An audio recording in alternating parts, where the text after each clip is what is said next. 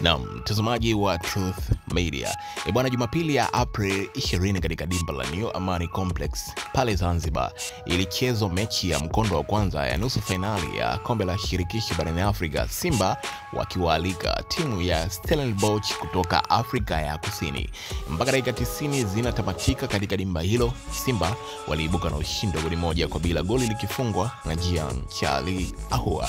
Lakini story nyingi pia zimekuwa kwa huyo Jean Charles Ahoua baada ya dakika za mwishoni kabisa kukosa goli la wazi ambalo lingeweza kuisaidia Simba kuibuka na ushindi wa goli 2 kwa bila, jambo ambalo lingewapa unafuu kidogo katika mechi ya marudiano ambayo inapigwa tarehe 27 April katika dimba la huko Durban, Afrika ya Kusini. Sasa baada ya dakika 90 kumalizika na kutamatika, jambo ambalo pia likamwibua rais wa heshima wa klabu ya Simba ni jua hilo tukio ambalo Jean Charles Ahoua alikosa goli la wazi. Kupitia katika page yake ya Instagram, rais wa heshima na mwekezaji wa klabu ya Simba Mohamed Dewji Mo, kupitia katika page yake ya Instagram akaandika kwamba wana Simba, Jean Charles Ahoua ni mmoja wa wachezaji waliotupa sababu nyingi za kushangilia msimu huu.